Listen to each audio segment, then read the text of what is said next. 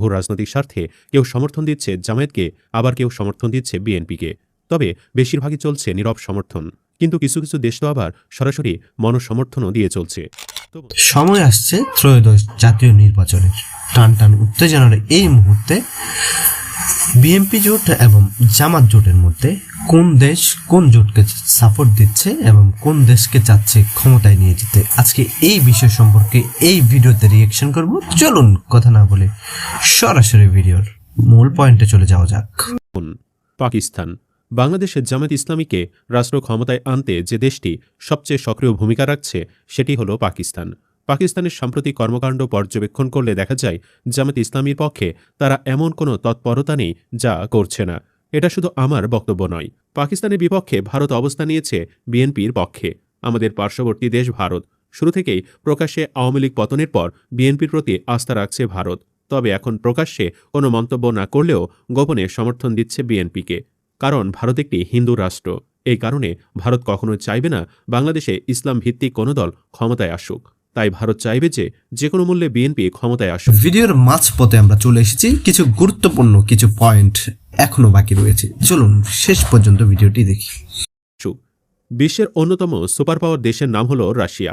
Russia সরাসরি কোন দলকে সমর্থন না করলেও সম্প্রতি তারেক রহমানের সাথে রাশিয়ার হাই কমিশনের বৈঠক করতে দেখা গেছে। এ থেকে বলা যায় বিএনপির প্রতি রাশিয়ার ঝোঁক রয়েছে। অন্যদিকে আরেকটা সুপার পাওয়ার কান্ট্রি আমেরিকা, যার অবস্থান রাশিয়ার বিপরীতে। বর্তমানে আমেরিকা প্রকাশ্যেই বাংলাদেশের অভ্যন্তরীণ রাজনীতিতে হস্তক্ষেপ করেছে। রাশিয়া যেমন মৌন সমর্থন দিচ্ছে বিএনপিকে, ঠিক তেমনিভাবে আমেরিকা তাদের কার্যকলাপের মাধ্যমে প্রকাশ্যে সমর্থন দিচ্ছে জামায়াতকে।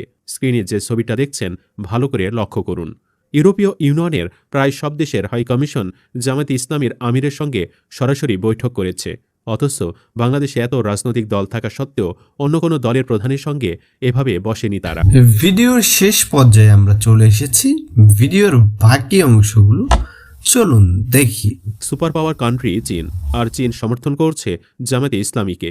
চীন খুব ভালোভাবেই জানে ভারতের সঙ্গে তাদের সম্পর্ক দীর্ঘদিনের বৈরিতার। সেই বাস্তবতা মাথায় রেখেই চীন বিশ্লেষণ করে দেখেছে বাংলাদেশে অন্য কোনো দল ক্ষমতায় এলে তারা প্রত্যাশিত কৌশলগত সুবিধা পাবে না।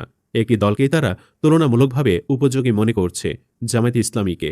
সম্প্রতি আপনারা দেখেছেন চীন রাষ্ট্রীয়ভাবে আমন্ত্রণ জানিয়েছে জামায়াতে ইসলামীর আমিরসহ 8 জন কেন্দ্রীয় নেতাকে। বাংলাদেশে বহু রাজনৈতিক দল থাকা সত্ত্বেও চীন আর কাউকে এভাবে ডাকেনি, এটাই প্রশ্ন তোলে।